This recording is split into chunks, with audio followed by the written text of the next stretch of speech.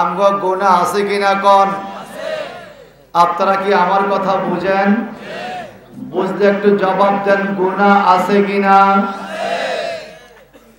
হাদিস শরীফের মধ্যে পাইলাম কাল কিয়ামতে আল্লাহ পাক আমলনামা দিবে হাতে, কারো ডান হাতে কারো বাম হাতে। ডুমুরিয়া দরবার শরীফের আজকের উরুস মাহফিলের বন্ধুরা বলেন তো, কিয়ামতে আমলনামা আমরা কোন হাতে চাই?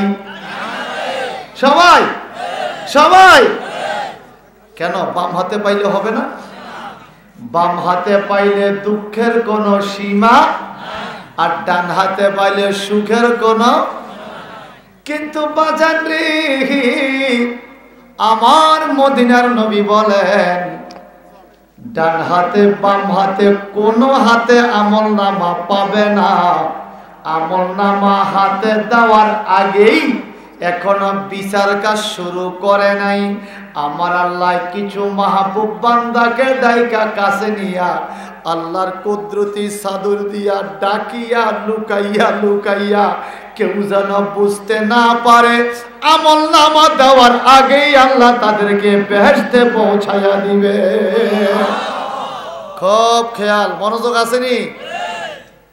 সাহাবায়ে কেরাম বলেন, নবী গো, আমলনামা না দিয়ে বেহেশতে? ও নবী, এই লোকের ভাগ্যটা কতই না ভালো, আমলনামা হাতে না দিয়া তাকে জান্নাতে পৌঁছা দিবে। লোকটা কে গো? আমার মদিনার নবী বলেন, যারা রাত্রি বেলায় জাগ্রত থাইকা আমার আল্লাহর জন্য তাহাজ্জুদের নামাজের টাইমে জাগিয়া যায়, অথবা কোরআন তেলাওয়াত করে, অথবা আল্লাহর ধ্যানে জেগে থাকে, আল্লাহর জিকিরের জন্য যারা রাত্রে জায়গা থাকে, রাত্র জাগা মানুষদেরকে আমার আল্লাহ আমলনামা হাতে দেওয়ার আগেই আল্লাহর কুদরতি চাদর দিয়া ডাকিয়া লুকাইয়া লুকাইয়া জান্নাতে পৌঁছাইয়া দিবে।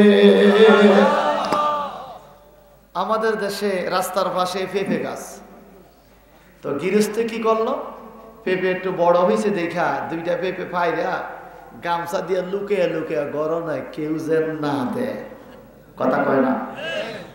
আরো দুগা আসিল, কেমনে কেমনে সোরা দেখছে, ফরত দিয়ে যায় সোরা হে দুইটা লুয়ে গেছে। তো গৃহস্থকে আধা ভাগে, সৌর অর্ধেক আমার অর্ধেক, কথা কন না, ঠিক কিনা? এখন গৃহস্থের লুকাইয়া নিছে কেন? কেউ দেখে ফেলাইবে।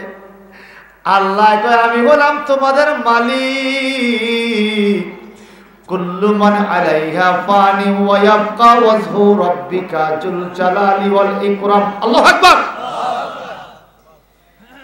একমাত্র আমি আল্লাহ থাকবো রে, আর সব কিছু ধ্বংস হয়ে যাবে যেদিন, সেদিনও কেউ না কেউ যদি দেখিয়া পেলে।